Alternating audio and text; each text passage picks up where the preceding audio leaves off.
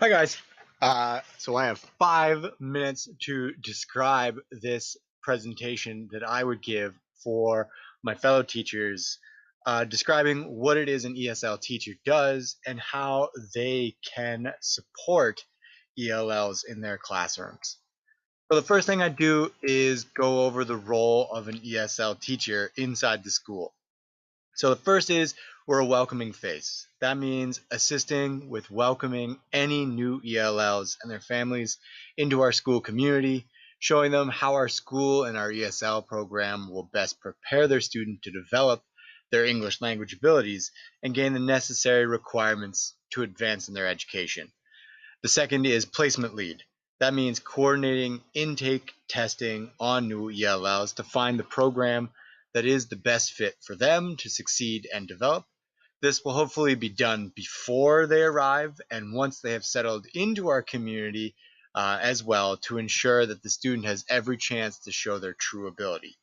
Hopefully teachers understand that ELLs do benefit from placements in core curriculum subjects.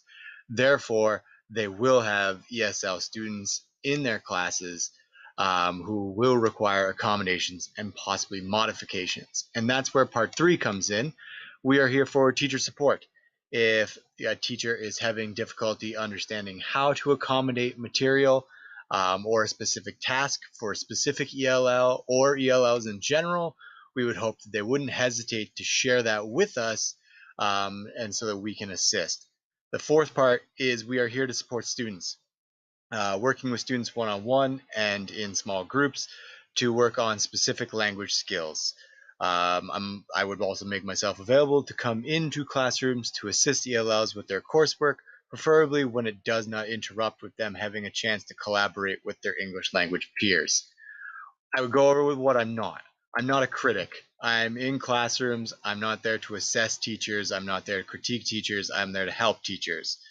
I'm not all-knowing. I'm a certified ESL teacher, but that doesn't mean I believe myself to know everything. I'm open to suggestions and recommendations from teachers to use their wealth of knowledge and expertise. And lastly, I'm not an excuser. When I suggest accommodations or modifications, I'm not trying to make excuses for ELLs. I'm not there to do their work for them. The suggestions are there to make sure that ELLs are able to show the best of their knowledge.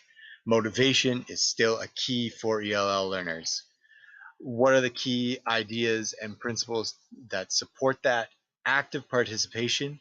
That means ELLs benefit from collaborating with their English language peers. So making sure that teachers facilitate that in their classrooms.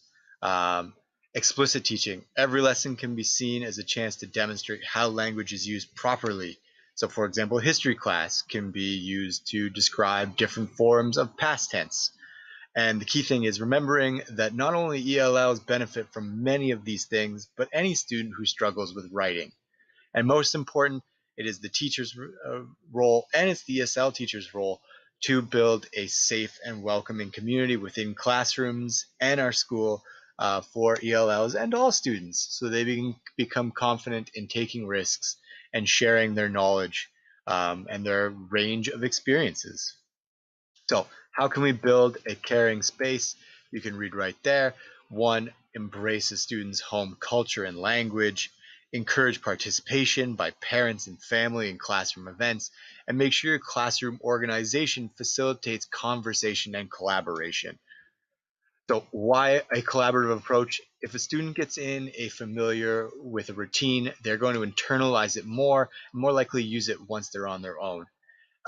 This shows that every teacher understands their role. We are all teachers of ESL. We all require English in our classrooms to succeed, and therefore we need to develop it in our students. And lastly, it demonstrates to our students that every teacher cares about their development. This assists in building that whole school culture, and it assists in having that student feel supportive. So the reading strategy, the process is done better in partners, i.e. One would ask a question or summarize the information to their partner. The strategy requires that the teacher pre-teach important words and phrases needed to succeed, as well as introducing what they want the partners to be talking about. And you can see this is a strategy that you can follow step by step as you're going through a reading. The writing strategy, a little bit more detailed. You can see, again, it's a step-by-step process. So you select keywords you want the students to use. This is how we bring in vocabulary education. Describe the writing style, why it exists and its benefits. Go over how it will be graded and assessed. Nothing should come as a surprise to any student, let alone ELLs. So go over the success criteria, go over the rubric with that. Model the strategy. Show them examples of what they want to, what you're expecting them to write. Guide them through the process step by step. Students require support, support, support. You can't just leave them on their own. You have to check in with them, make sure they understand, and utilize other students to help with that support. They can help with the planning, they can help with revision, they can help with editing, and in fact it helps students in terms of building that collaboration with English language peers. So that could be a tool you use to bring that into your practice. And remember, no two students are the same, and therefore every single one needs support in a different way. So consider reflecting on your expectations of ELLs. Does it fit with their abilities? So the last thing I would want teachers to do is reflect on their language experience, much the same as we did with ours. So if they've traveled to a country with a different language, how did it feel?